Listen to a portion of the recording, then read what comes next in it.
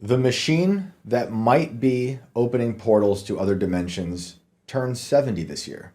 This is Inverted World Live.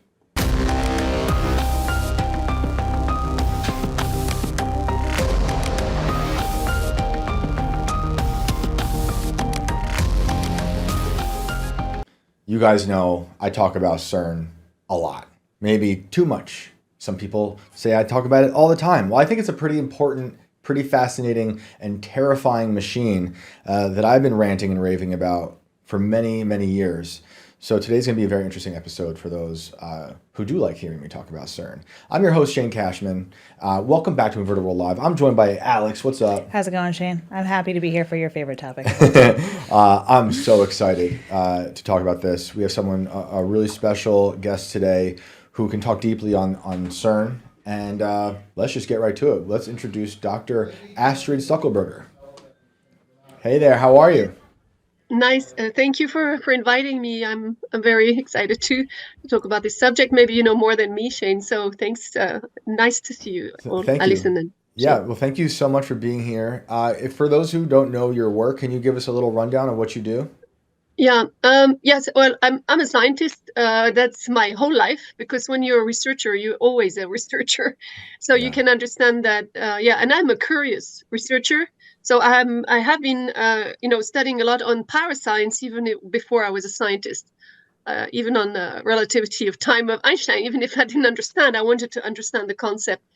And I'm very curious of what is life and why we are here. Yeah. Etc. So I think anybody going into this questioning, it cannot just stay in one topic. So my whole life, I have I'm overtitled, I would say. I have a Master of Science, a PhD in genetics psychology, which was actually epidemiology of the population health and on subjective versus objective health. So I was already interested in the perception versus objectivity.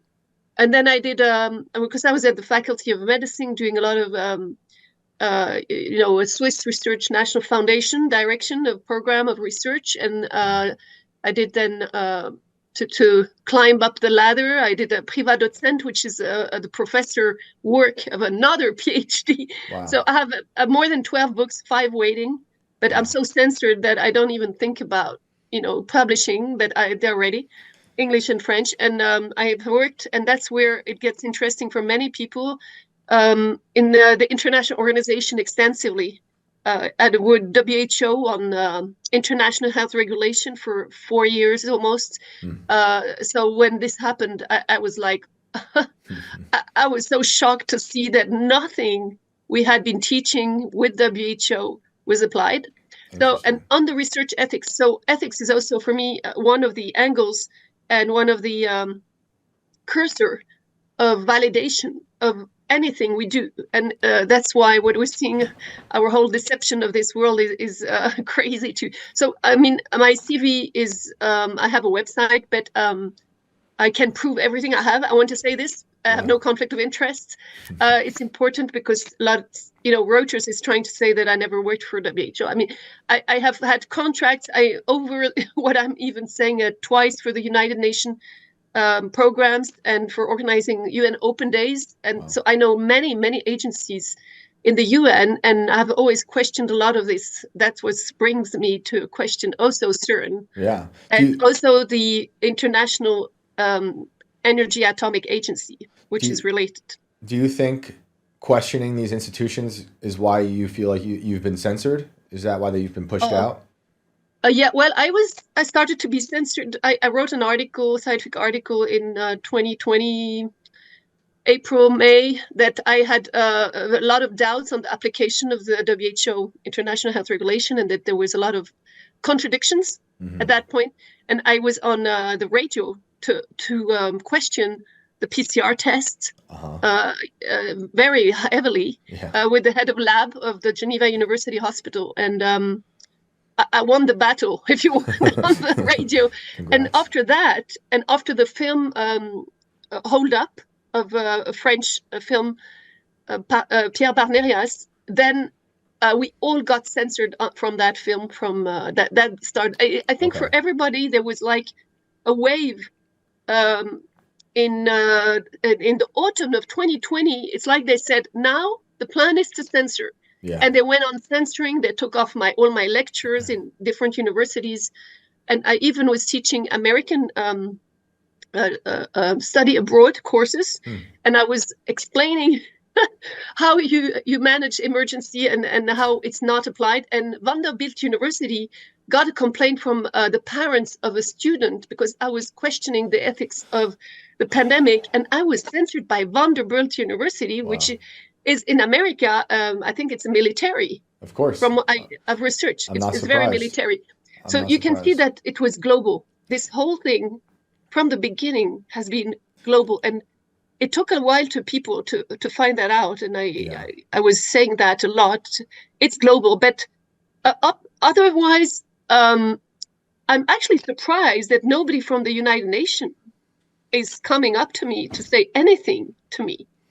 I'm not surprised. It's silent. I even went to the UN one day for a meeting, and I feel like that's how they operate. You know, when lockdowns happened and all of a sudden science became a cult, you know, a lot of scientists all of a sudden believed everything. It was like there was no objective versus subjective debate anymore. It was this and nothing else.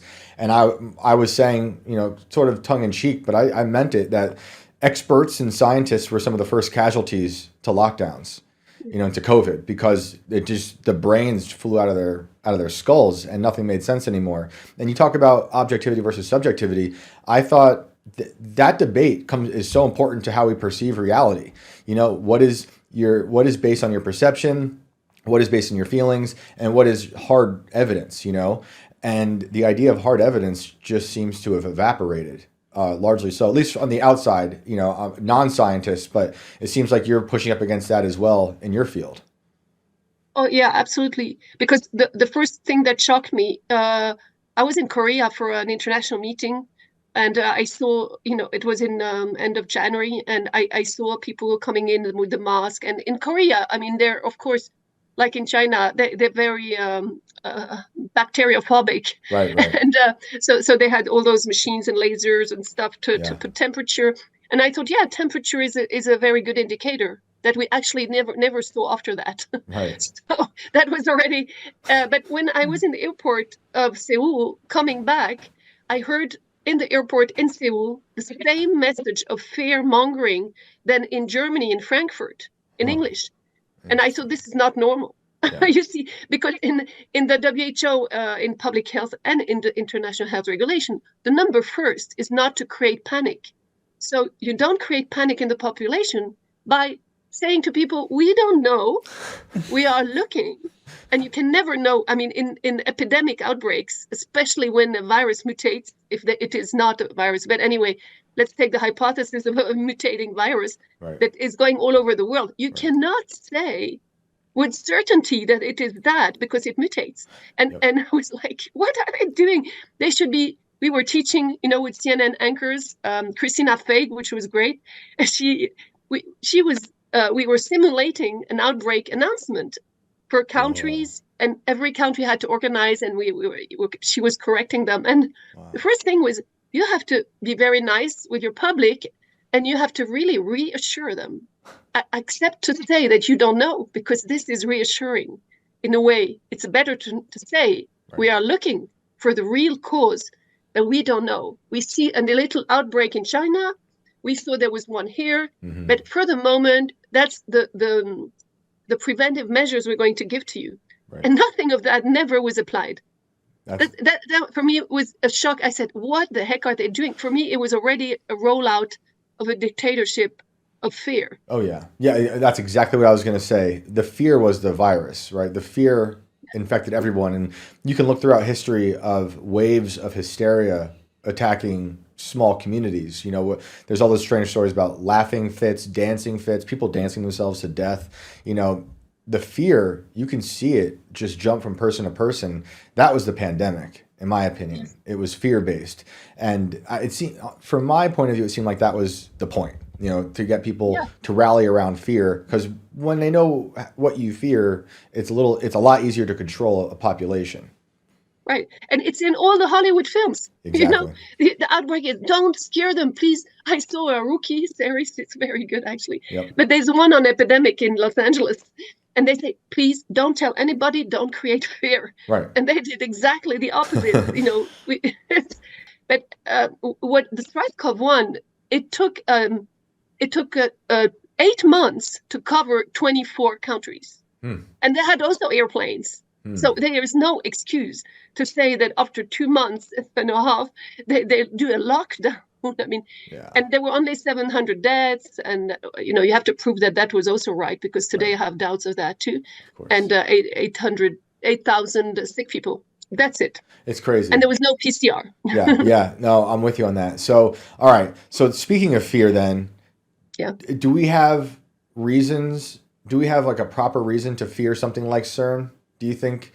Like a lot of people look at CERN like me and say that maybe it's not so good to be playing God with this giant machine. They actually looking for what they call the God particle. Are these valid concerns that people have? Well, you see, I was in charge of the typologies of outbreak, and there are 4 typologies. One is infectious, and it can be zoonotic or bacterial virus. It's not just a virus. It's crazy. But then there was a foodborne that can be salmonella, anything you can get sick of, which can be, that's probably what is happening also now, or water. And then there's chemical, and then there is radionuclear. And why I say this, because what was your question? I was asking if we have valid. I was going into wait. What was your question? I was asking. Get back into it with it's your all question. good. I was asking about if it is it okay I for remember. valid concerns for CERN. So our radionuclear exercise, we invited CERN. I was inviting CERN. Why? Because they're supposed to be experts also on radionuclear, on nuclear physics. So there were 2 agencies. There was the UN agency that is called IATA, IAEA, the International Atomic Energy Agency, which is headquartered in Vienna, a very interesting one. And the other one is CERN. So we had this speaker for the lecture I was organizing in WHO for a week for the American students. And then I asked a question. I said, well, you are dealing with subatomic. Could you tell the students, what are the dangers of what you are doing in CERN? And he said, oh, no, there is absolutely no danger. I said, yeah, come on, there could be a risk, no? And so risk assessment is never zero, right? In anything, right? But of course, he said zero risk, and I actually found out, and as I was even preparing this program now, because I try to update myself, there's so much stuff that actually there are a lot of people in Geneva who have gone against the CERN many times, fearing for their health, for explosion. And especially because in 2018, in 2018, there was an explosion in the CERN with lightning, and there are pictures that I did not send you yet, but next time. And this lightning made the CERN stop and close from 2018 to 2021. The CERN was closing some of their departments. So people said that they don't want CERN anymore there.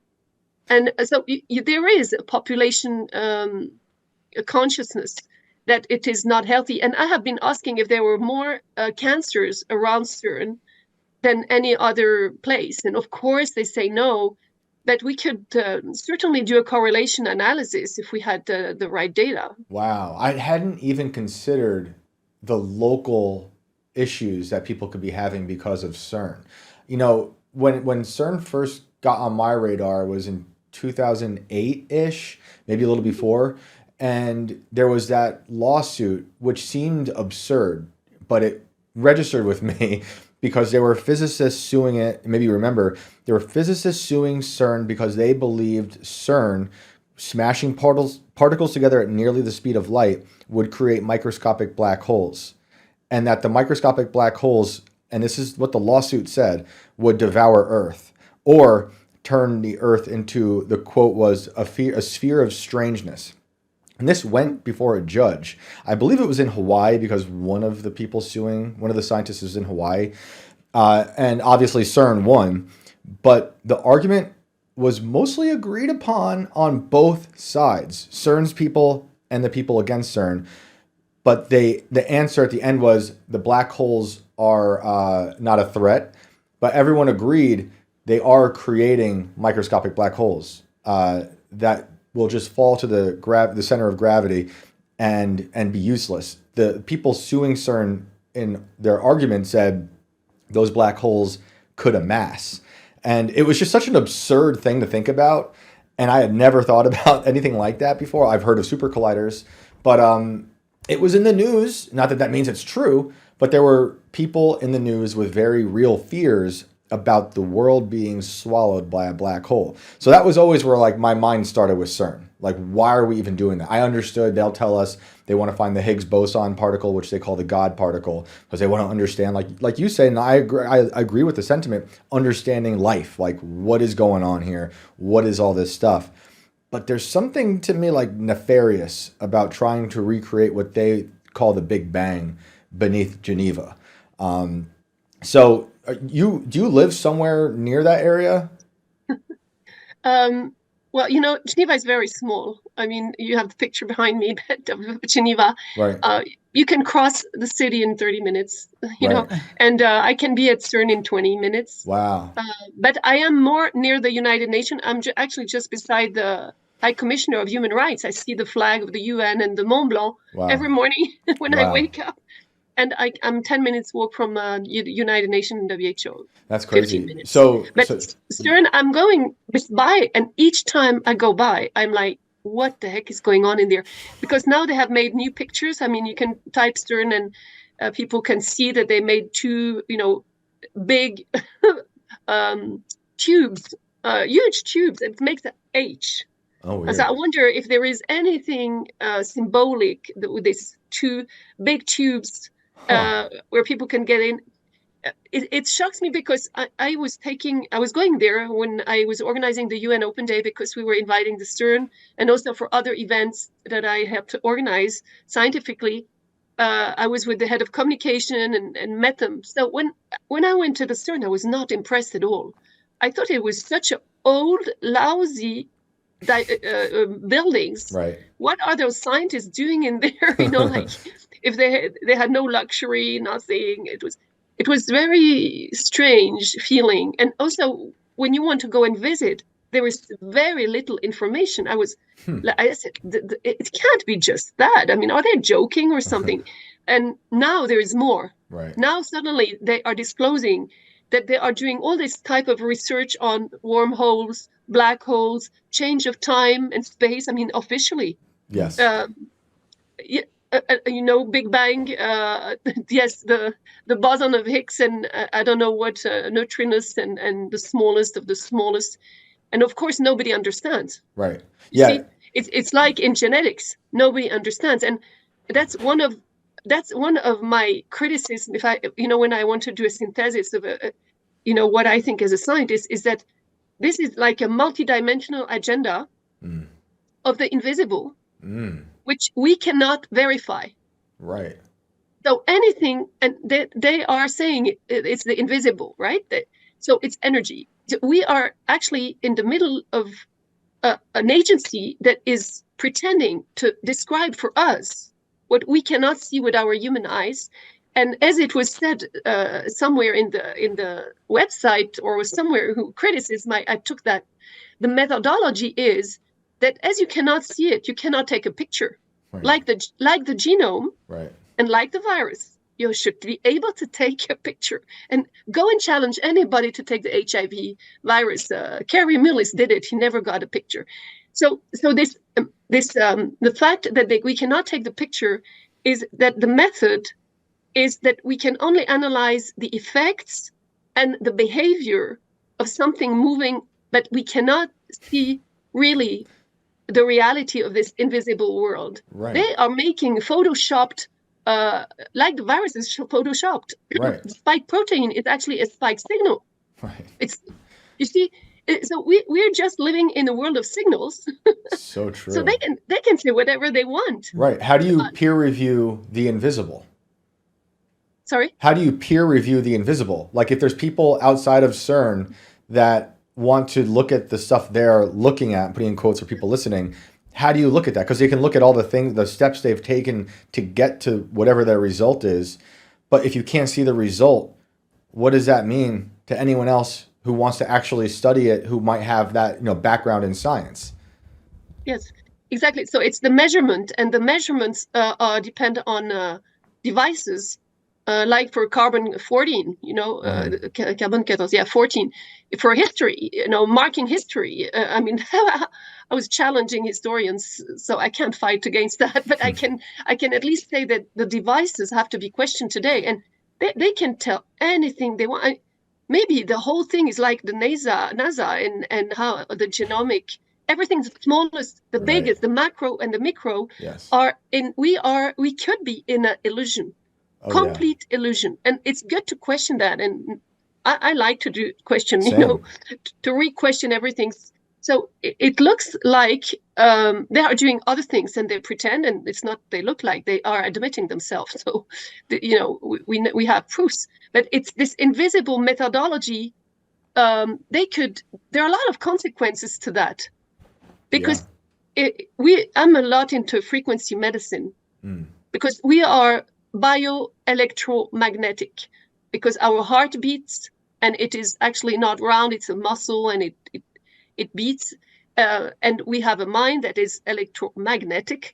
And so if we have too much electricity around us, it interferes with our heart. This is why we are actually very worried about all the 5G, Wi-Fi, smart cities and stuff like that. And it is exactly the same with this energy. We can't see it. And if they told us the truth, we probably, like with the genome, much more powerful than they are showing us, because they're so deceptive. So we have an algorithm with what is going on, and the algorithm is to use wrong words for the wrong reality, and then they give the wrong solution to make us believe something, and they're actually doing something completely different. And it's very puzzling to read, go through their website and see that they have Alice. Yes. They have the Alice project, like Alice in Wonderland. Exactly. So they want to go in. So they use words that are very strange and symbolic. And you go, okay, and then it gets more and more complicated. And now they want to do a collidron loop. It is 27 kilometers, and now they want to do 91 kilometers. They say it's not enough. We have to just get the collision between the subatomic particles. Okay, we can imagine that it's correct, that it's possible, but how can we verify anything? It's really very puzzling. I find it very puzzling. For 1 second, I want to put Cern on the shelf. You talked about frequencies. Do you know anything about cymatics? Do you know about that? Yeah. That it's actually very good, because cymatics is an evidence that the forms are with this. Maybe we should have to explain to people who are listening. If we talk about the same, you see this, the sand going on a plate, and then you put a frequency, and it creates a geometrical form, harmonious. Yes. And yes, of course, this for me it's very nice, because you can also see it with fire. If you send certain vibes of certain frequency of fire, then the fire behaves in a certain way. And I think it's very good for people who don't believe in the power of frequency to see that the semantic works. Go and type semantic, and you will see it's very nice. And it also links with sacred geometry. Yes. I'm taking lectures now with experts on sacred geometry and frequency in all ways to activate portals, activate menhirs, dolmens, and to go in sacred cathedrals. There are lots in France. Right. That's why I think it's the country the most attacked, because there are lots of beautiful geometric cathedrals. So the harmony of a form has a resonance, and this resonance can heal you. So no wonder they want to break everything beautiful. They don't want us to have a nice frequency. Exactly. And so it is not only frequency, is everything we're living. And there is hypothesis, but I think it is reality, that our genome is actually a frequency. It's actually a resonance for everything we think, we do resonates, and our genome is just expressing this in a time lab. That's interesting. I think that makes complete sense. Wow. So it is not only sematics, it is colors that have a frequency, it is sound, and the cathedrals actually, the pipes were meant to heal people, which makes a lot of sense. Now you have crystal bowls, songs, and they took out all the bells. Right. And the bells of all you had in every little county, you had very nice bells ringing. Yes. And I think they probably took them away, right? Yeah, I think so. I think it's really important. It's something I'm kind of new to reading about, but it's an example of something that's invisible, although you can hear some of these frequencies. So you can go online and watch people making music that will affect shapes, right? It'll turn like you're saying, dust or sand into a shape. And sometimes certain frequencies will create recognizable shapes. And I do believe these frequencies can help heal you. And I think if with your hypothesis of our genome being a frequency, that kind of makes sense with the idea of frequencies affecting it positively and negatively. And we're surrounded by negative frequencies a lot more today than we were 50 years ago, 100 years ago. So to tie that back in with CERN, like it seems like CERN could possibly be negatively affecting the invisible like tuning fork of nature, you know, and disrupting reality. Like, do you think it actually, outside of the black hole lawsuit, outside of the possibility of an increase in cancer in Geneva, do you think it might actually have an effect on reality, space-time? Well, I can only speak of feelings and or intuition. Intuition is putting together, different knowledges, I guess. But when they said about 2018, there was a bang. Actually, one of the criticisms is that they had changed something in the reality, and that they had changed time, space. Yeah. And that they opened other realities. And isn't it at that time that Marvel started to do a lot of movies on multidimensional Doctor Strange? Yes, the multiverse. Yep. Yeah, multiverse. I, as being in Geneva, I never really liked Geneva, but I guess my mission is to be in Geneva. But especially since 2018, there's something for me that changed. Yeah, there's something weird when you walk in Geneva. But it's also because the people from Cern, actually, that might be interesting. They recognized me in a shop, a person, and she came to me and said, Astrid, I have to tell you something. I know you, you don't even know me. And I said, yeah, I'm very interested by what Cern has to say. Mm-hmm. And she said, well, we have meetings, but we cannot talk, but we know that there are lots of things wrong. But you have to know that the cameras in the streets are not cameras only. And I said, what do you mean? Can you tell me more? And she said, I'm not an expert, but it's very important for people. It's not just cameras. It's something with frequency. It's a radio frequency or radio wave armament or weaponry, and that's organized by Cern. Whoa, that's interesting. So because she knew that, so you see, what if you think like we are in a war, and if you think how evil is organized, they're going to, of course, be deceptive all the time, mm-hmm. and put things where you think is something for your security, and it's actually not. Yes. And I know though this would all the people that I work with in multidisciplinary in the investigation of this global crime, that the lamps are not lamps. They could be laser.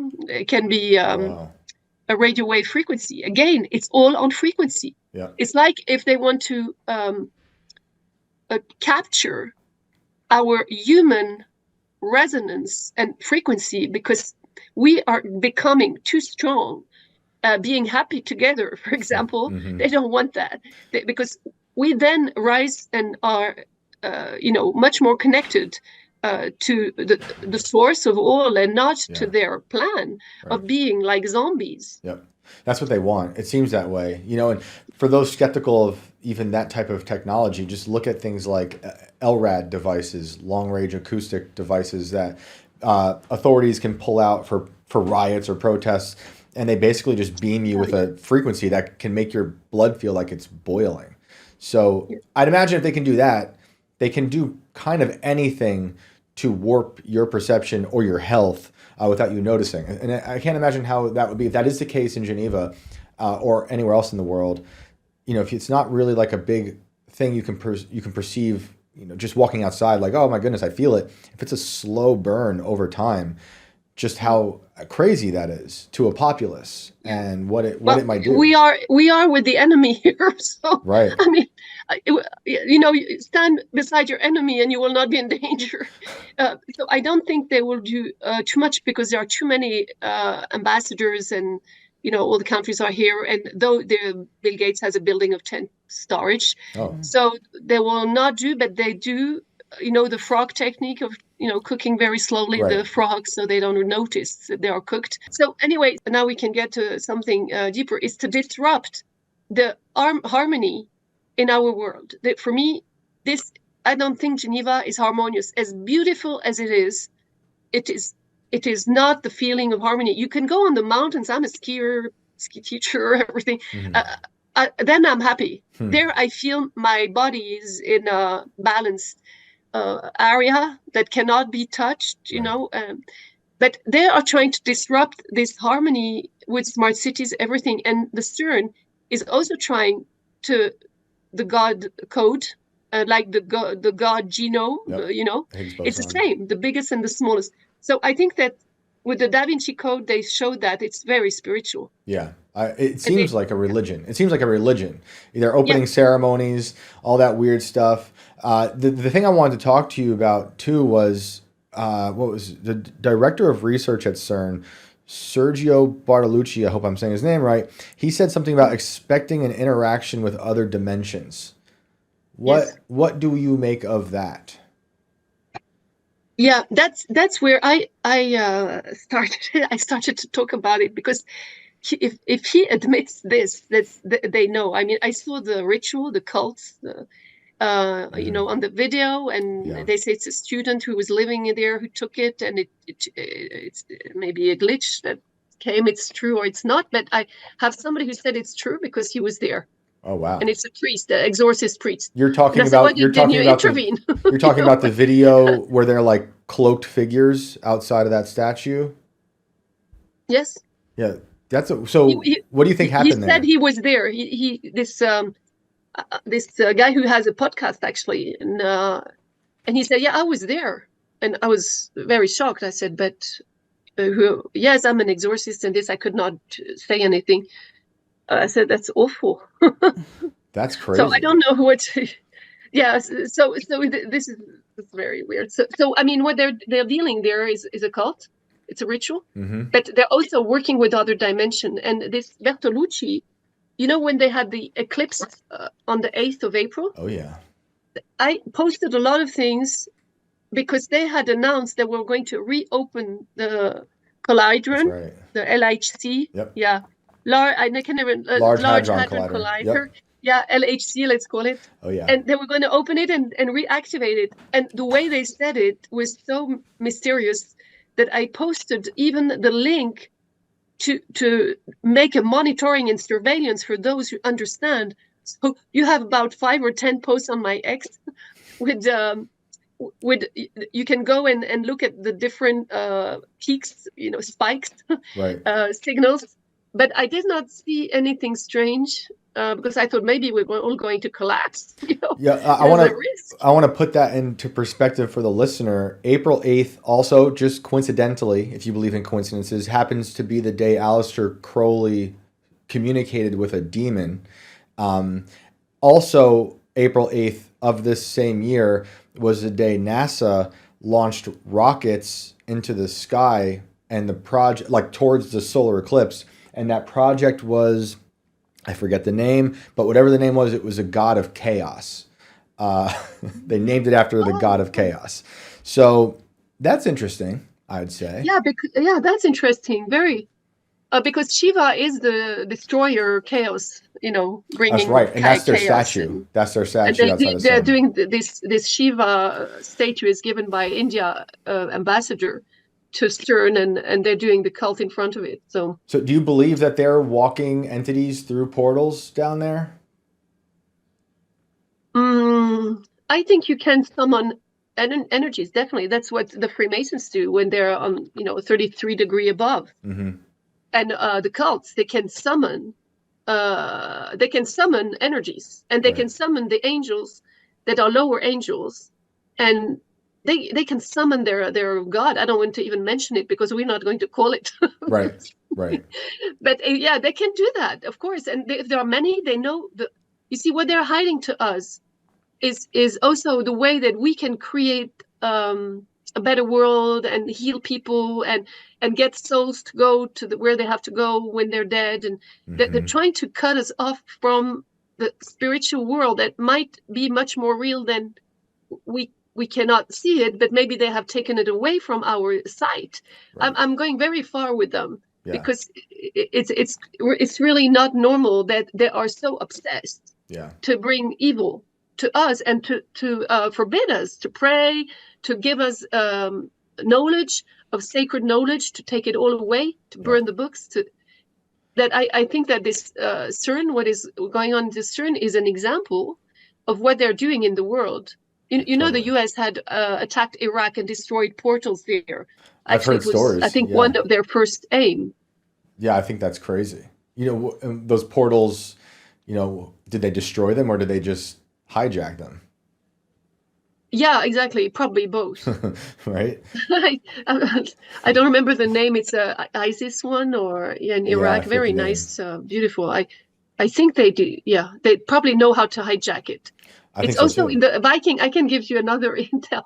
I'm half Norwegian, so I'm very interested by the past of the Vikings because they don't teach that in any school in Norway anymore. My mother doesn't know who is Odin, and the whole gods and the runes. And I'm very interested. My son is completely into it. Yeah. But I found out that from some exorcists that they had blocked the runes of the Vikings, and they actually have taken away all the knowledge. And the Nazis have done that, and their secret society is called Anherbe. That's right. And Anherbe was a secret society of the Nazi who wanted to go and hijack everything sacred and all the mysteries of the world. Yep. So for me, and I looked at the history of how Cern was created. I think it's the Nazi hijacked it. I think they hijacked a lot. I think. Yeah. They actually have the CIA headquarters under the lake. Do you know that? Oh no! That's in a report on Switzerland. So they're all over the place. Wow. And I think that Switzerland's name Helvetia is Helvete is hell in Norwegian. Whoa. I think there is this past. Oh, that's interesting. Isn't Switzerland supposed to be like the happiest and one of the healthiest countries? Yeah, too? Everything they say is the opposite. Right. Everything. No, but you see, they are here because we have an axis with the Mont Blanc, the highest mountain of Europe, and the axis goes from Canterbury down to Jerusalem or Rome or something. There are many sacred axes where they have put their temple. Cult, and which is breaking the sacred energy, whether it's with pyramids or then actually the Cern is built on, you probably know that already, on a place called the Apollonion, and they were doing already at that time cults. Interesting. Yeah, I think we're in an age of advanced cults that are working very hard to destroy reality and our connection to the spiritual side. And it's like there's obviously an invisible that is good and there's an invisible bad, and the bad is trying to erase the good, and that's the war we're stuck inside. But we got to end it there, Astrid. I want to have you back. There's so much more I think we could talk about. Yeah, I haven't read the half of what I wanted to. Yeah, we're gonna Astrid. I'll print it. Yeah, because it's really important. I'd like to have you back. There's so much more I want to talk about. But I really appreciate you joining us today. where can people find you? I know you've got issues with censorship, but if we can point people in your direction to ask you questions or just follow your work, so I think it's really interesting, where can they find you? Well, on X, you can find things on Cern if you go on. I think I'm Stuckelberger. It's short, Stuckelberger X.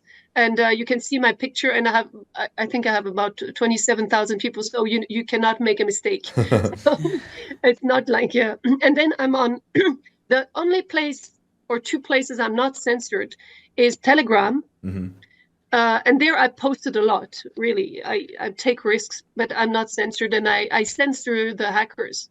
And the evil ones, I give them a warning, and I say I put them out. They're very easy to find, so it's pure. I want to have a pure place. That's so good. In Telegram, it's Dr. for Doctor Dr. _ Astrid _ Stuckelberger, and then I'm on a VK, but not so much as Telegram, because it's like a research tool. It's an excellent research tool, actually, Telegram, and otherwise, I'm on LinkedIn. If you want to see a bit of my CV, I've posted it there. I've had it since 20 years, so it's there, or 15.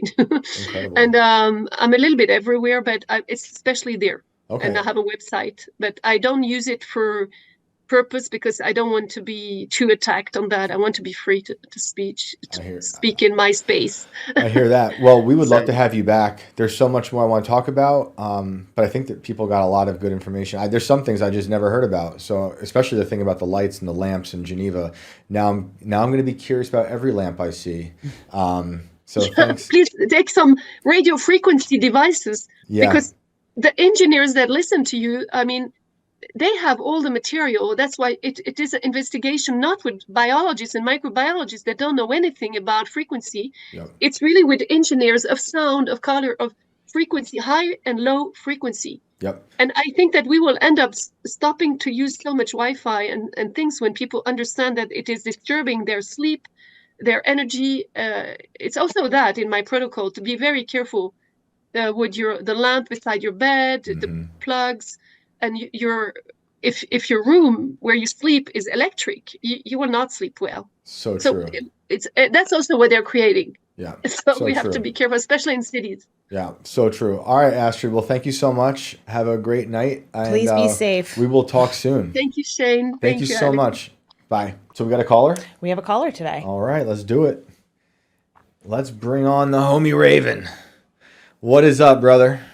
What's going on, guys? Thank you for having me. It's always good to talk to you. Yeah, man, it's great to talk to you. So we talked the other day about spooky stories, and you've got some good ones. So what is going on in your life? Well, thankfully, lately, not much of anything. Although my entire life, I've had these sort of experiences that kind of flavor the backdrop of my life, and some are more potent than others, and I was hoping to share one of the big ones with you today. It's actually an experience, a paranormal experience that I think changed forever the direction that I would be headed in regards to certainly content creation, but more importantly, my faith and my belief. Awesome. Yeah, I love those stories. Yeah, it's kind of a heavy one. So, I mean, if it's all the same to you, I'll just I'll jump into it. Yeah, dude, let's hear it. So, when I was about 28 years old, so we're talking like 6 years ago, I decided to take a big chance and move my family, so my wife and my son, all the way from New Jersey to Las Vegas. And no small undertaking. We drove. We packed everything we had in a 2013 Hyundai Elantra. Put everything on the roof in a giant bag, still got dents on the roof to this day, and drove 42 hours all the way across the country to Las Vegas. And we aimed to sort of carve a life out for ourselves there. And things started off pretty optimistically. I got a good job. I was a welder, landed a good gig. My son got enrolled in school, and things were going pretty normally until I lost the job. And all these plans we had of getting out of my cousin's apartment, who we landed with, And getting out and getting a home in Las Vegas started suddenly seeming a little bit further away than I would have liked. And this trend just kind of continued, man. Like Las Vegas just kicked our ass, and we couldn't seem to get on our feet in any meaningful way. Every time we had something, it would fall through our fingers, and one expense after another. The next thing you know, we're in pretty hot water. And I start getting this feeling like I want to call it quits. I want to head back to New Jersey. I want to get back to my friends and my family. My wife felt the same way. My son missed, our family members. And that was tempered with this feeling of not wanting to be defeated. And so it was difficult. It's like as a husband and a father, you're supposed to lead. And I just wasn't keen on calling it a loss so quickly. So I tried and I scraped and got a new job. It wasn't quite what I wanted. And lo and behold, an opportunity presents itself. And it's a bittersweet thing. But there was an illness in the family on my wife's side. Her brother had a tumor forming behind his eye, and he had to get an operation that was, pretty risky. And I saw this as a good reason to go back home, because you never know how the surgery is going to go. And it was kind of the straw that broke the camel's back. But admittedly, it felt like I was almost relieved that I had a reason to go back that wasn't just me throwing the towel in. For sure. So we go back to New Jersey and we land with the in-laws. And there's a little bit of a barrier between me and my in-laws because they're Jehovah's Witnesses, and they're also Spanish is their first language. So there's a communication barrier, there's a cultural one, and there's a religious one. And I found myself doing something that in hindsight, I'm not proud of at all. And what I ended up doing was I became sort of a recluse. I think this happens psychologically speaking. It's like when you give a person something, sometimes they almost resent you.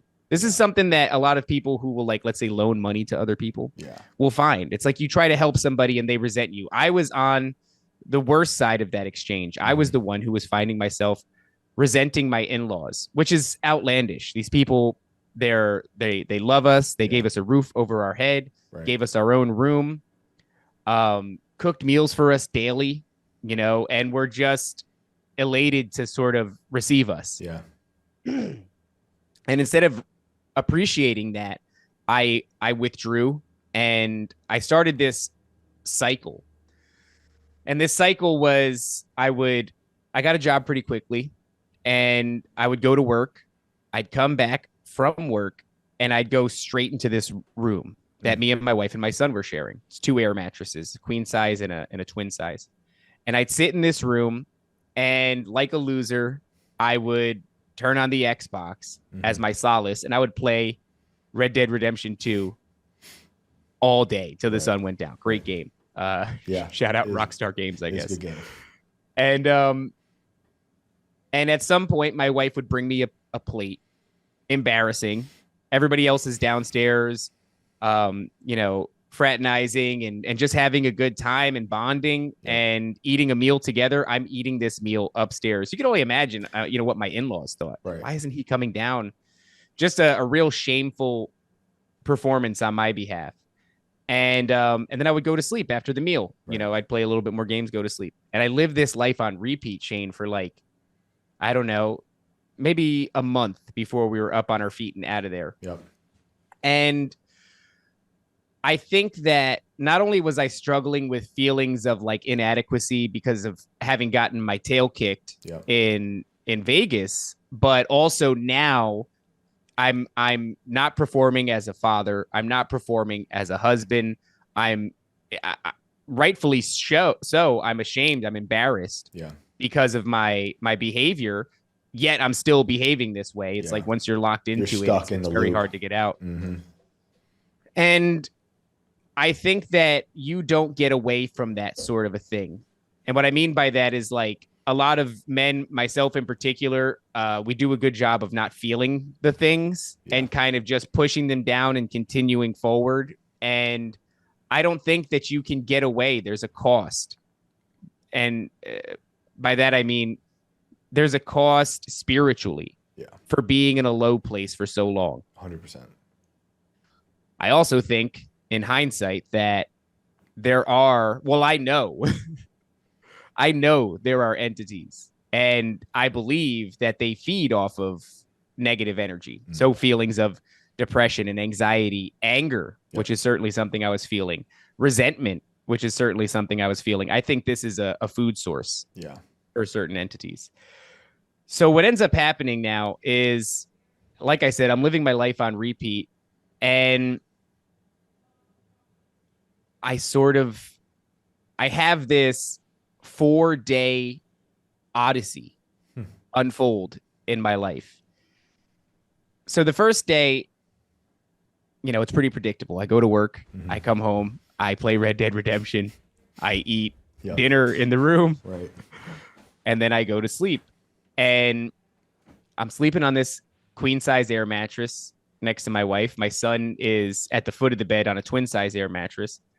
And as I'm drifting off to sleep, I'm suddenly awoken by somebody banging on the front door of this apartment. I get up, I look out the window. I'm on the second floor. This window overlooks the door, and there's nobody there. And it's late.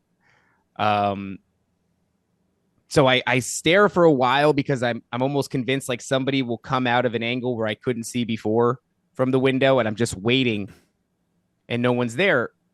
And I notice that nobody else seems to have cared that there's a knock at the door. So now I'm like in this weird kind of mode of doubt where like I might have woken up my wife and said, "Did you hear that?" But like nobody else, there's no footsteps in the hallways. My father-in-law is not going to check the door. I'm not even sure if I heard this. So I lay back down and I fall back asleep. And as soon as I drift off to sleep, boom, boom, boom, boom. Somebody bangs at the door again. And I burst up out of bed this time and I go to the window and it's just the same thing. No one's there. No one else has heard this. Everybody else is sound asleep. And now I'm starting to have to, I've been a conspiracy theorist my entire life. And I've certainly been into sort of the spiritual aspect of it for a long time. Always had my strong suspicions that there was something more than the physical going on. And so that in conjunction with looking at the phone and realizing that it was like 3:15 in the morning, I become pretty unsettled in the thought that maybe this is knocking on me and not knocking at the door. Right. So I go back to sleep and it happens again. As soon as I drift off like clockwork, I'm startled awake by this banging. But at the third time, I don't even get up. I just lay there. I stare at the ceiling. I pull my phone out and then I just proceed to scroll through social media pretty much until the sun comes up. Wow. And mostly because I'm freaked out. Yeah. I do drift off for a little bit and I wake up for work at 6 a.m. So didn't get a whole lot of sleep. And I didn't tell anybody. I didn't tell my wife. I certainly didn't tell my in-laws. Maybe I told some people at work, but I was afraid of telling my wife because I didn't want her to get scared. Yeah. And there was this feeling that maybe it's not the most logical thing, but if I fed into it, that this was going to become worse. Right. Which kind of made me understand. You ever watch a horror movie and you're like, the main character just saw a ghost in the room. And when the other character says, "What's wrong?" they say, "Oh, nothing." Yeah. And you go like, why didn't you tell him? I kind of almost imagine that the writing is good enough that they go, "No, you don't want to feed into this." Yeah. So the second day goes off very much the same way. I go to work, I come home, I play the game, I eat the dinner, I fall asleep. And now, instead of banging, I wake up to the sensation that someone is pulling my arm. Oh, wow. So I wake up and my arm is actually shot out kind of up into the air. And that's, happening the moment that I wake up. And so I'm a little confused. I look around. I don't remember really much of what I thought. I just knew it was, I still have the information from the previous day. So it's creepy. Right. And I know it's creepy. But I'm willing to chalk it up to just like spasms, which do happen. Like sometimes you're falling asleep and you just kind of jerk and maybe this is what happened. So Right. I go back to sleep and it happens again. Oh man. Same way. Arm. Same way, same arm. Yep. That's weird. Arm feels like it's been pulled up into the air. And so now I actually take my blanket and I put my arms under my blanket, which isn't typically how I sleep ever. Right. But I do this because I'm hoping that if it's a spasm, at least the weight of the blanket will create some resistance and I won't wake up to my arm being in the air at least. Right. And I do fall back asleep. And then I wake up to my leg being pulled off the bed. Oh, whoa. Dude, I am having a bad time.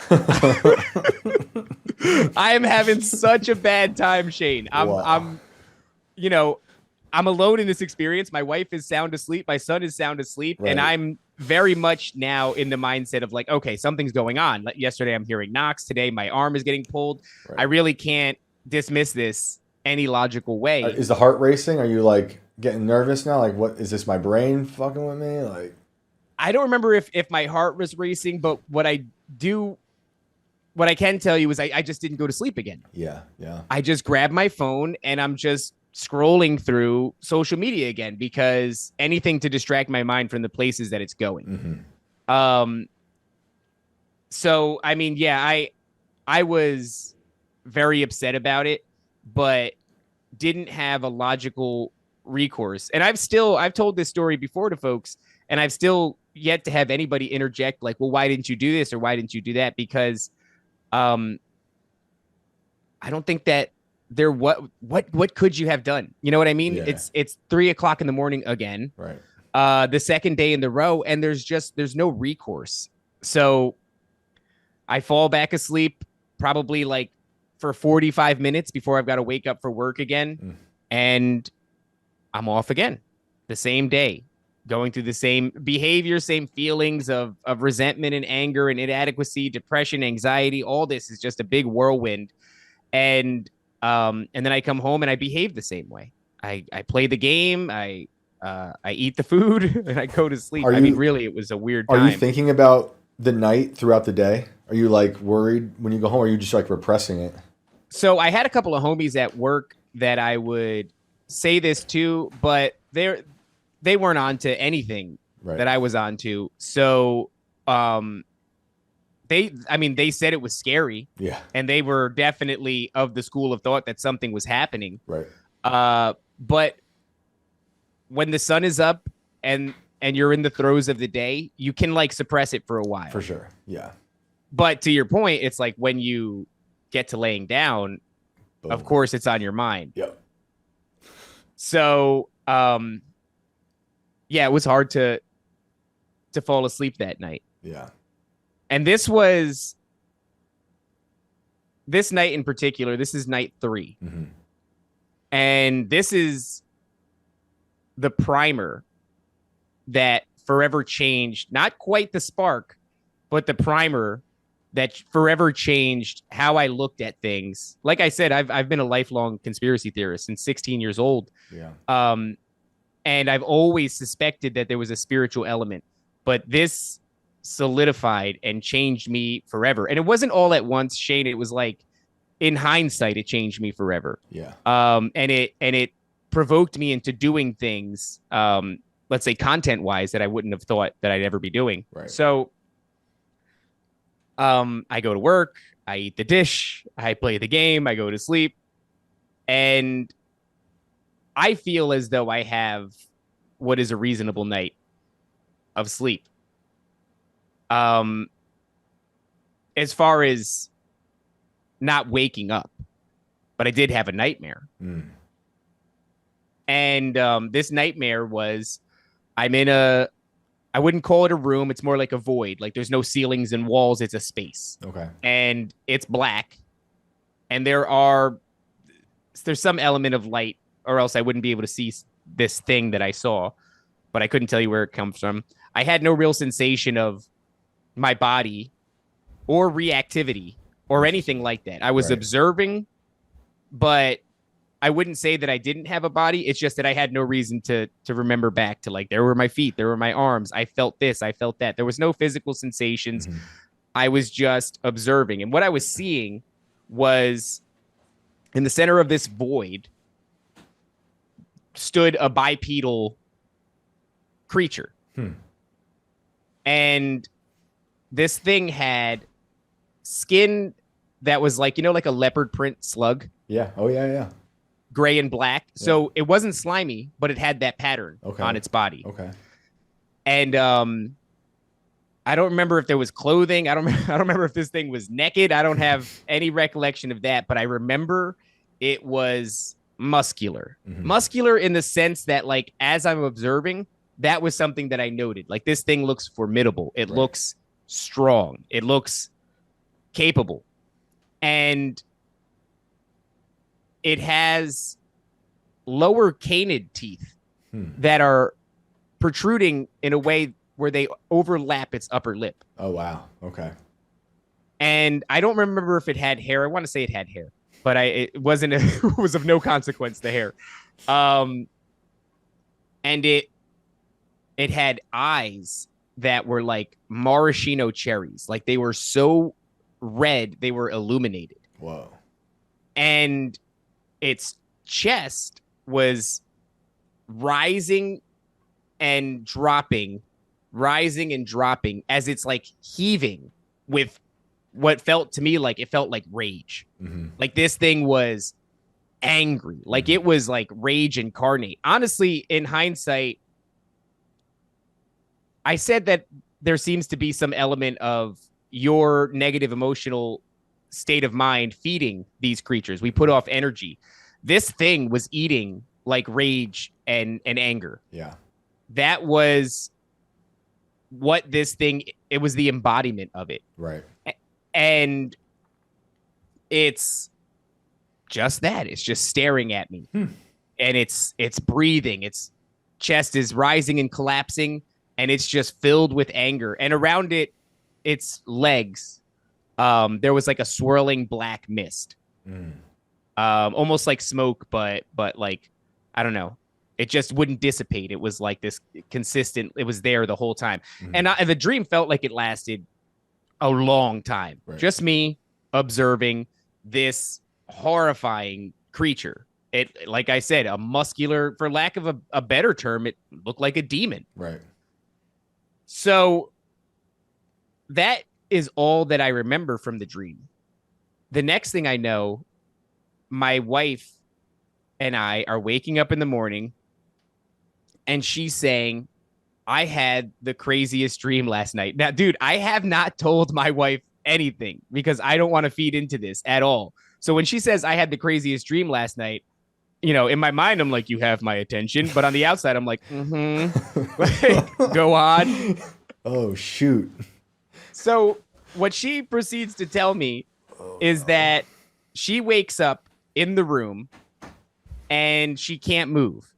Effectively, what she's beginning to describe to me is sleep paralysis, but my wife does not know at the time what sleep paralysis is and has never had it in any meaningful way that she's ever like told me about. Right. So there's no precedent for like her having sleep paralysis all the time. She says, I wake up, I can't move, but I get the sensation that you're in danger. So she's trying to look to me, but she can't. And she realizes the only thing she can move is her eyeballs. So she moves her eyes all the way to one side and does manage to very slowly turn enough to see that I am being pressed into the bed. This monster has its hands around my throat, and she said it had giant teeth sticking out of its mouth and bright red eyes that looked like lights. Dude.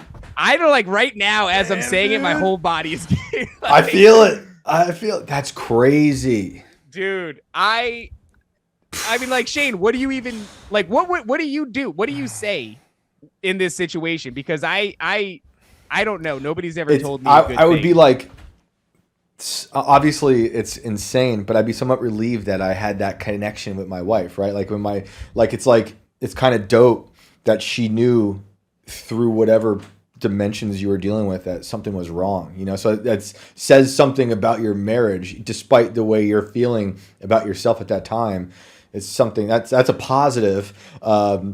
amongst the darkness. But outside of that, that is some real crazy supernatural stuff right there.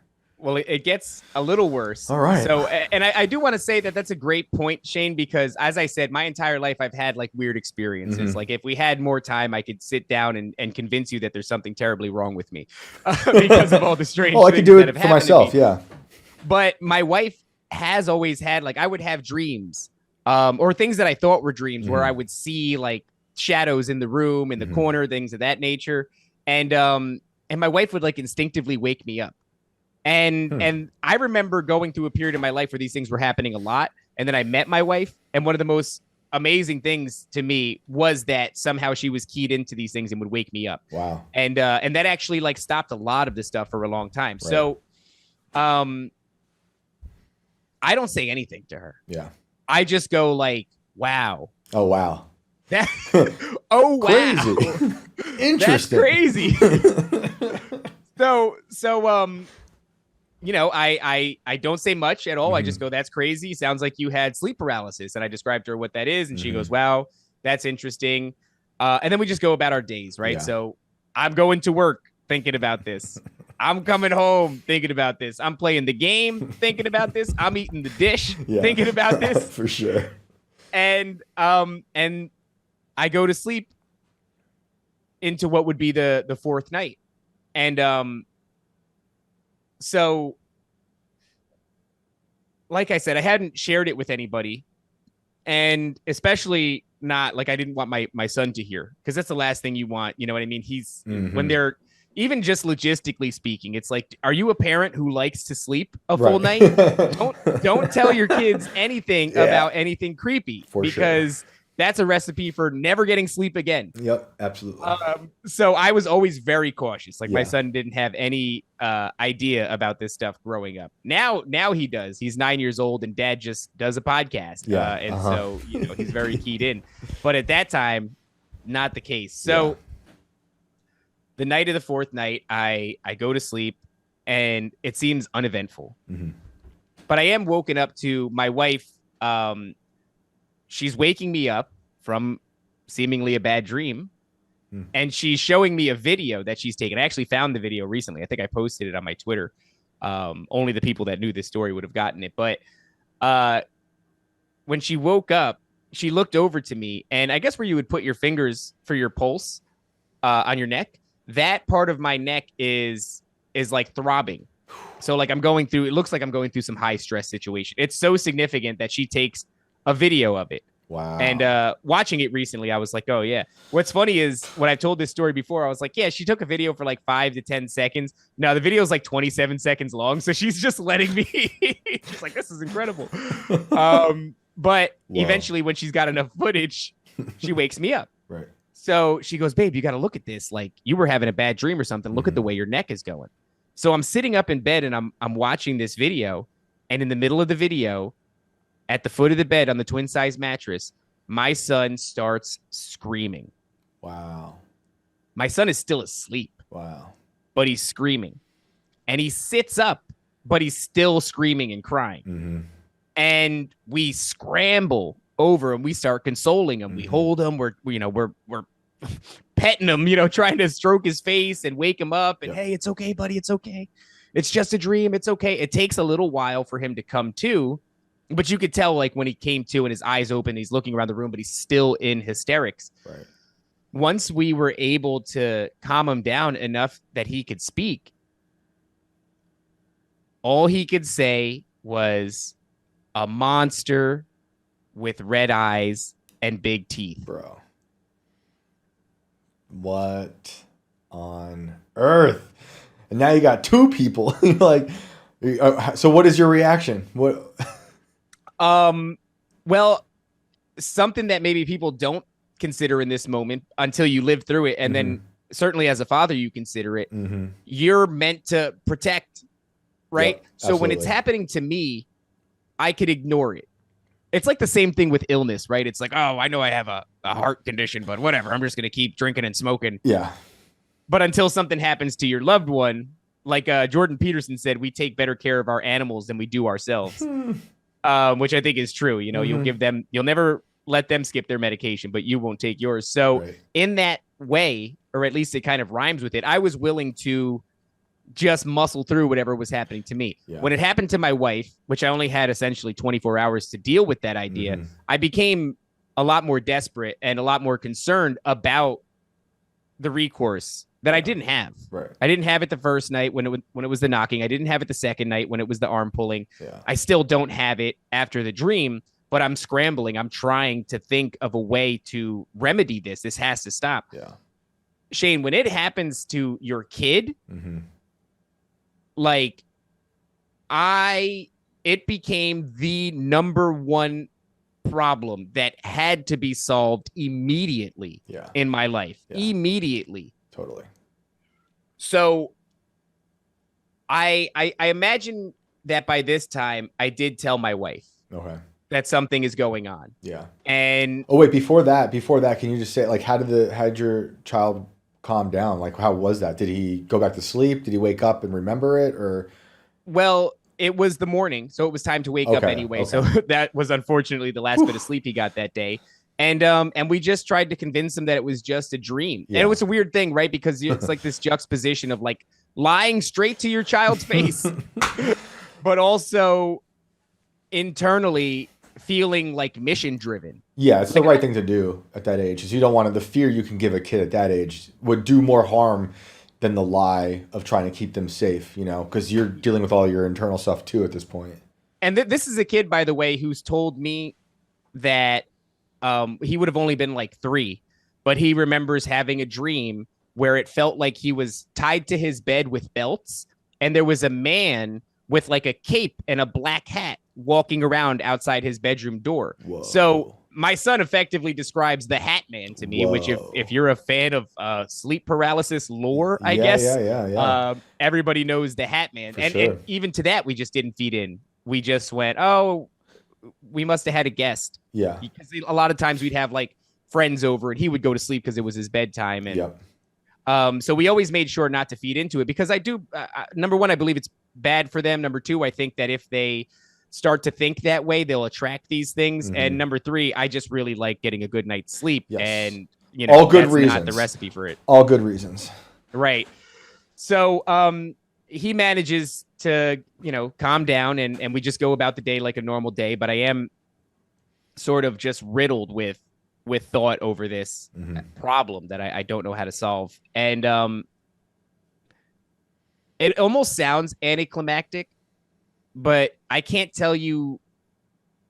This was like what feels like in hindsight a destiny moment for me because we now do a show called Nephilim Death Squad, me and my co-host Top Lobster, and it's a very successful show, and it's because it resonates with people. It's about conspiracy and spirituality. And I think that my experiences forever changed me and set me on this path to do this thing that now is it's my main job now.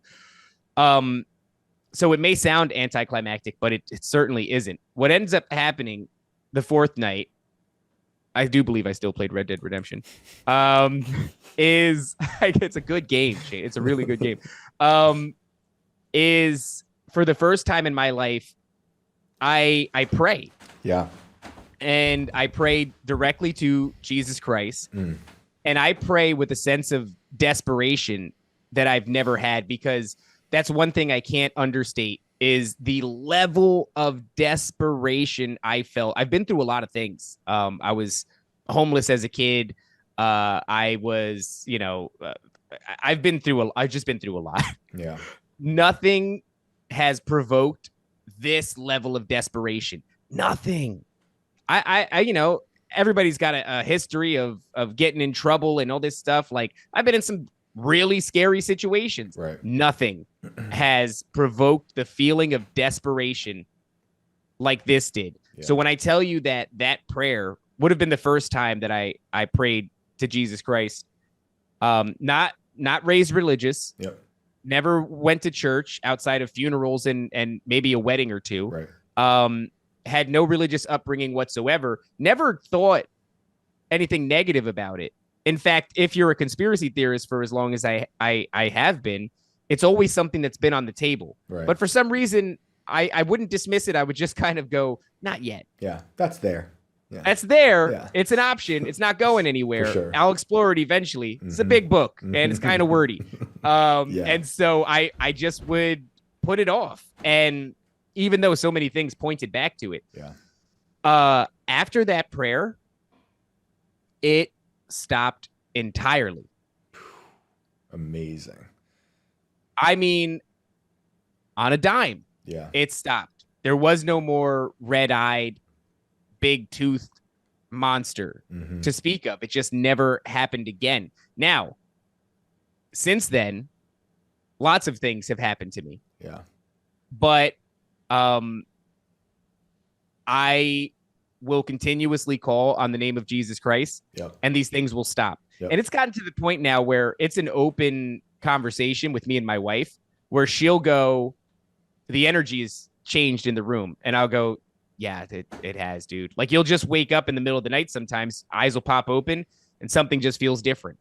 And I mean, there's been worse things. There's been knocks. There's been knocks at my windows, knocks at my doors, knocks on my garage doors, to the point where my cousin, who was in the house with me, who knew the knocking was happening, he and I were having a conversation by my front door. And when the knocking happened, we grabbed it, ripped it open, ran outside. No one's there. We were so fast, Shane. Wow. We were so fast. And someone definitively was knocking on my front door, and there was nobody there. That was going on for weeks until I prayed over my house. I had just moved into a new house, and I decided that I had to claim sort of spiritual ownership. I mean, these concepts sound wild when they come out of your mouth. No, it's true, though. When you see the things that I've seen and you've had the experiences that I've had, what I will say is a lot of my show is about exploring the Bible and biblical concepts and spirituality and conspiracy theory. But even though I'm still learning, I'll never turn my back on Jesus Christ because it feels almost gross. It feels like I appealed in that moment out of such a level of desperation, and to have gotten exactly what I wanted, which was for my family to be safe and for this thing to leave us alone, to then suddenly turn and have doubts when it's convenient and comfortable seems like a weakness to me that ever since then I refuse to display. You have to celebrate Christ and that protection and joy even through all the good times, after experiencing how he can be there for you in those dark times. But that's what the whole world right now is trying to divorce you from God, right? And it's trying to take you in those good moments and make you be like, oh, well, I have my material wealth. That's all that really matters. That's the new, lowercase g God in our hellish landscape right now. But dude, I'm the same way. I didn't have an experience like that. But once you have an experience to some degree with God, it's impossible to just close your eyes to that moving forward. What did your wife say when you told her about the dream and that you guys had these things going on? Well, that's actually an interesting story too. So that apartment was her childhood apartment. She grew up there. Okay. And that room was her brother's room. Now, her brother was somebody who I think now would have been diagnosed as like bipolar schizophrenic. Although if you're a fan of Nephilim Death Squad, we have talked to a clinical psychologist who has a few things to say about that diagnosis. And love that episode. It's a tremendous one. Shout out to Dr. Jerry Marzinski. If I don't say the guy's name enough, there it is again. Yeah. Excellent interview. So he used to complain of something that I realized. I was like, he's having sleep paralysis, and an entity. And so, to her, it was pretty heavy. I think everyone will be relieved to know that apartment building has actually been demolished recently, and they put up new ones there. Wow. I don't know what happens to that spirit. I don't know, but through her descriptives telling me about her childhood experiences, what her brother went through, I can't help but feel like I tangoed with the same thing that plagued him. Wow. Yeah, That's interesting. I got chills just even thinking. I never really said that out loud. My wife has alluded to it, but he was a troubled kid, and he would, have these almost like personality switches where he'd become very dark and, very violent. And yeah, he would complain about being in his bed, unable to move, shadows standing in the corner, creatures with red eyes, things like that. Wow. In his childhood primarily, which I think children are more susceptible to that sort of thing. Yeah. But I just think that when the kids moved out and it was just her parents behind, this thing didn't have a lot to feed off. And I just came along and I just gave it a buffet. Yeah. And it drew strength from me. And I think that it's a silver lining because I gave it the strength that it needed to manifest in a way that I could see. But that was sort of the hole in its game, in that it showed me itself, because I've always been sort of a nuts and bolts guy. The reason that I believe that there was a spiritual aspect to this realm that we inhabit, but also all these conspiracies, is because they leave their calling cards everywhere. That's the nuts and bolts. It's the symbolism that is prevalent in Hollywood, and it's prevalent in the music industry, and it happens to be the same one that practicing occultists will display. And so to me, that was always a tell that these things were real in some way, shape, or form. So I've always been the type of person that needed something akin to proof. Yeah. And this thing showed itself to me, man. And that was it. That was the hole in its game. That was where it lost its ability to feed after that, because we closed that off. And not to say that I wasn't afraid anymore, because it's not like you call on Jesus Christ and all of a sudden I'm some devout Christian. I was still very uncertain of what in the hell even happened. But it made me take a look at the Bible and its interpretation of the spiritual realm in a real way. And it's made me come to the conclusion that we are all constantly engaged in spiritual warfare, and things are attacking us that you just can't see. And we've become so locked into the physical and the material, like you said a moment ago, Shane, that for some reason I think even Tucker Carlson said it recently. He said that we have been severed from our spiritual connection in the West, or we've been severed from our understanding of the spiritual realm by design. And I think that is, the greatest trick the devil ever pulled, was convincing you that he isn't real. 100%. And he's everywhere. And these entities look for any weakness in your defense to sneak on in, and you got to be on point with it. That's why, after years of not believing, I believe so much now. And I want my kids to have that foundation so they can have a better shield through life. We're not invincible, but I didn't have that growing up. The Bible, none of this stuff was important to my family for whatever reason. As a kid, they said they believe in God, and that was that, but it didn't. There's nothing for me as a kid that gave me any type of foundation growing up. And it took having a family to realize how important it is, and how really the world just boils down to it's as simple as good versus evil. That's it. There's no in between. I used to think that there was more nuance to that, and like the older I get, you would think like the wiser you get, and if that's true, well then wisdom has led me to believe that it actually is pretty clean cut, that there is definitive evil in the world, and there is definitive good. And when it comes to the spiritual realm, those things are superpowers. Yeah, absolutely. The superpowers of this landscape. How long, if you don't mind me asking, how long after all this happened did you start to look at yourself and be like, I have to switch up the pattern here?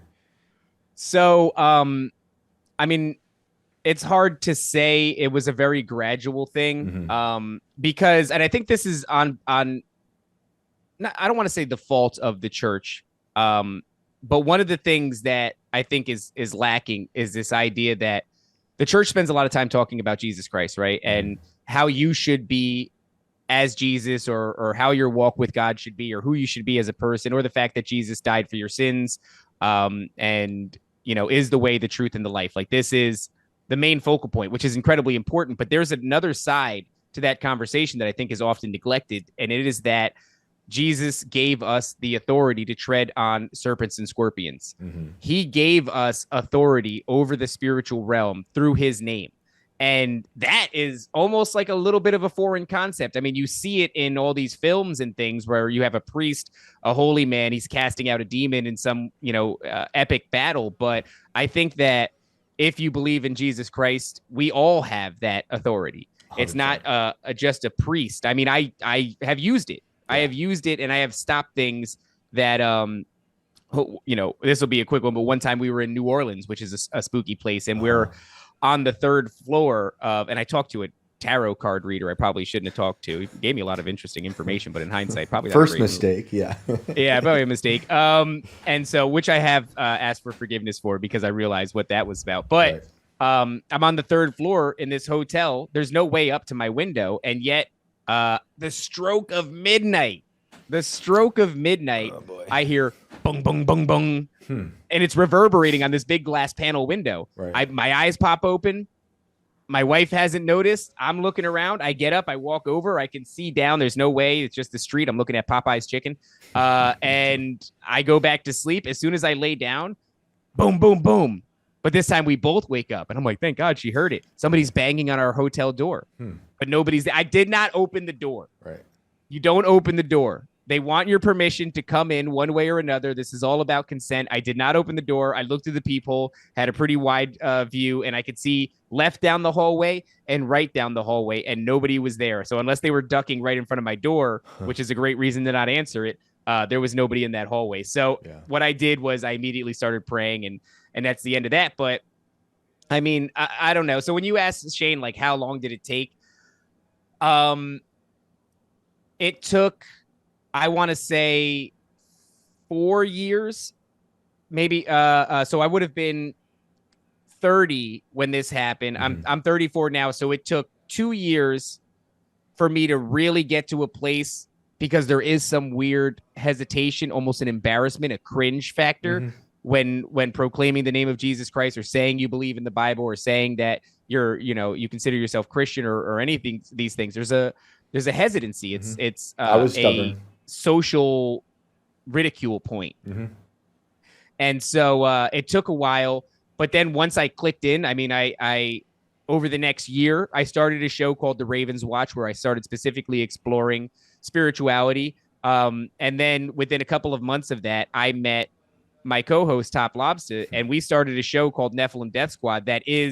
We are espousing to people, to the tune of thousands, that Jesus Christ is the anchor point to this reality. 100%. And that the Bible, what we've been given, is a pretty hollow version by the church, and that there is so much there if you're willing to shake off the social hesitation that comes with it, because for a long time we've been a nation that can mock Christianity and mock Jesus Christ on a stage with a mic to the sound of a round of applause. And I think that's done a number on us, and we scoff at it. And I just have gotten to the point where I'm telling people, you can scoff at that, but you're scoffing at a straw man. This is a fake representation of what this is all about. And there's something incredibly deep here, incredibly meaningful, and it is a cornerstone to the existence that we are in right now. And so I would say, like, 2 years of kind of dragging my feet and thinking about this experience, and then a year of slow engagement going at it, and then a year of just full blast. I mean, today, when I am done talking to you, Shane, I'm going back on Nephilim Death Squad. We're having episode number 18 of our Book of Revelation series. Awesome. Not even the main show. We do a separate Book of Revelation series with Ed Mabry, who's a tremendous biblical theologian, and he helps us walk through the Book of Revelation alongside the audience. So this is a journey that I'm still on. I will be on for the rest of my life. And the only thing that I can confidently say, I was in a space the other day, and somebody tried to get me to steel man the Bible and try to convert them live on a space with Josie, actually. And I said, I'm not going to convert you. I all I can do is tell you the truth of my experience. I can tell you what I went through, but I can also tell you that your walk with God is unique to you. And I can tell you that the version of Christianity that you've been given is a truncated version, and that there is much more to offer if you can just suspend your disbelief for a little bit and absorb this information objectively without the baggage, without all the baggage that the West has given us. And so, yeah, I mean, I'm still coming. I'm still coming to whatever it is, and I think I will be my entire life. That's how, I'm the same. Oddly enough, had a very similar experience in my own life during a dark period of being stuck in a doom loop and working. And oddly enough, because I would have forgotten this until you brought it up, also on an air mattress. And my air mattress, this is funny and also sad. My wife, she was my girlfriend at the time, we had an air mattress that had a like pinprick leak. So I had to fill it up with air every night and tape it. And we had enough air until the morning. And then we woke up on the floor and we went to work, and I moved furniture for 10 hours and came back. And I didn't have a nightmare experience like that, but I had some really dark stuff going on that also slowly shifted me out of my atheism into agnosticism, which was a little bit better. And then towards where I am now, going to church twice a week, and I love it. I think that agnosticism is infinitely more respectable than atheism, because atheism claims to know one way or the other. Yeah. And there's so much still that I don't know. I've been chasing rabbit holes for 18 years, almost 2 decades. And there's so much that I don't know. I like to think that I have enough wisdom within me to acknowledge that the more I learn, the more I realize I don't know. Yes. And so anybody who claims to know definitively that there's nothing is, in my opinion, there's so many words you could use, but it's just, I'm hearing them all in my head. Yeah. Disrespectful is a great way of putting it. Not the word I was thinking of, but yeah, that's a good one. We're all in this realm together, and you claim to know, so much more about it. And I'm not saying that you can't know more about it than another person, but to know definitively one way or the other. Agnosticism I was agnostic my entire life because I told you I was information driven. Yeah. And all I would say is like, I don't have that information. Right. I don't know. Right. I haven't learned enough about it. I haven't had my own personal experiences. God blessed me with a harrowing experience. Right. It was almost his way of saying, like, I know who you are, and I know what it takes, and so here you go. Yeah. And I had a decision. I could have played the coward's card, and once things got comfortable, once things were convenient, I could have all of a sudden said, well, I'm not too sure about that. Yeah. But built within me is this like loyalty that I have to certainly to people who stick themselves out for me. And so, this was very much that. And, and so I can't in good faith do that. Now I can explore different things. We go up against the New Age movement a lot. And I think that within all teachings, there is a nugget of truth, or else it would never be compelling to people.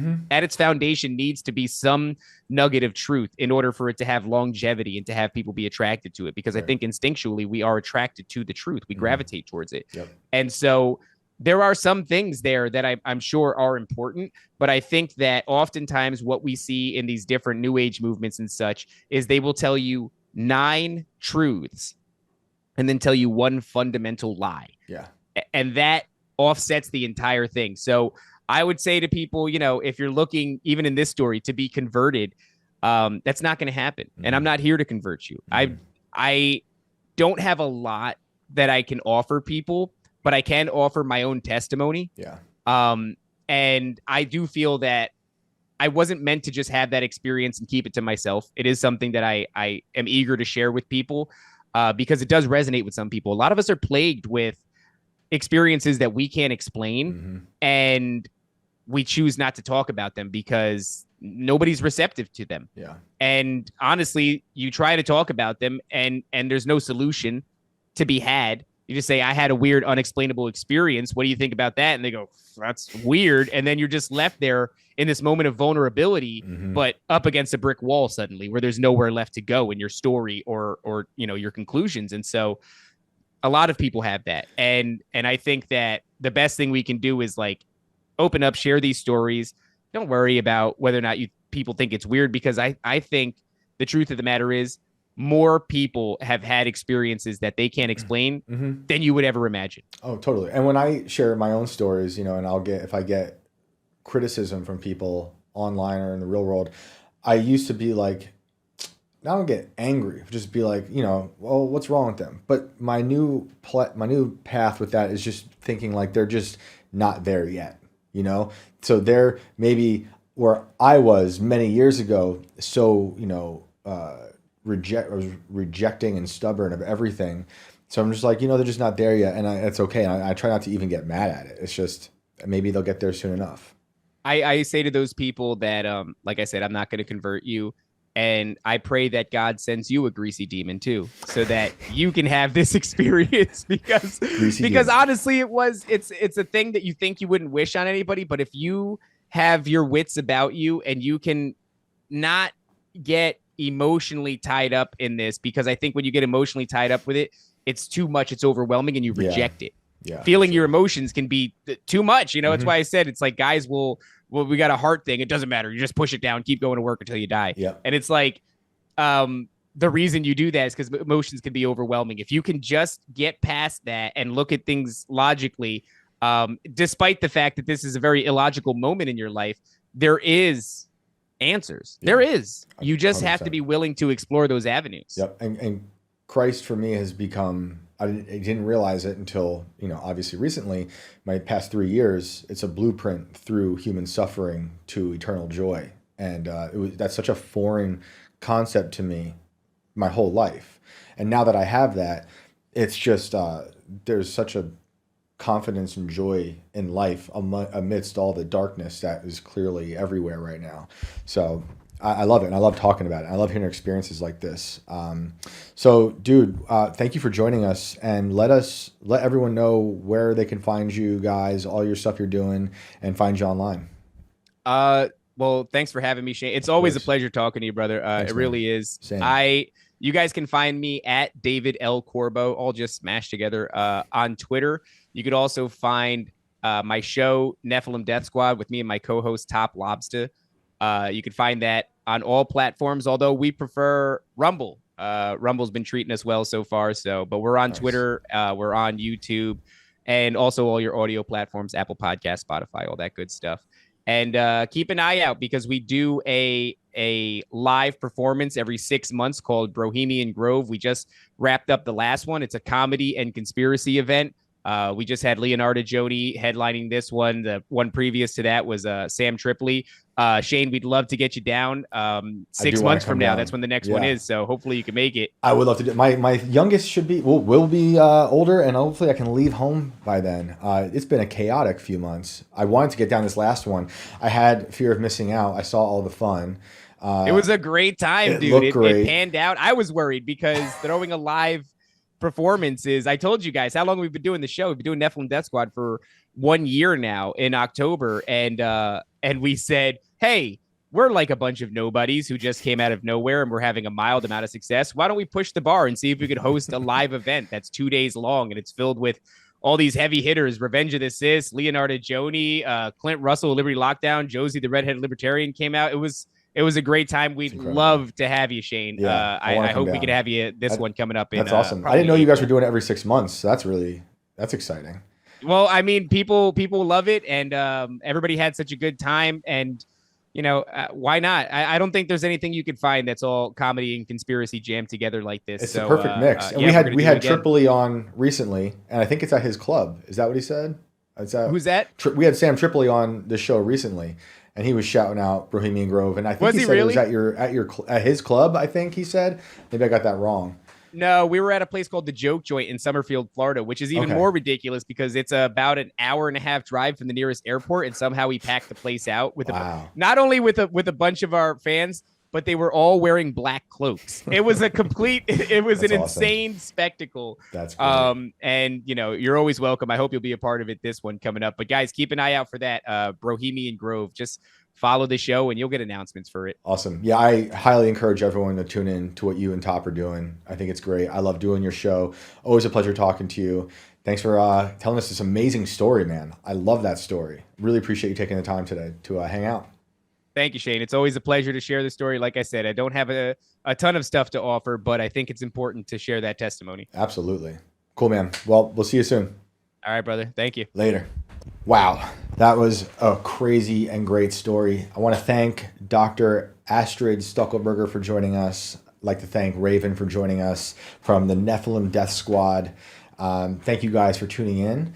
We will see you next week. Again, if you have stories that you want to call and share with us, hit me up at Shane Cashman at scanner.com, scnr.com, and you'll hear from me and Alex, and we'll get you on.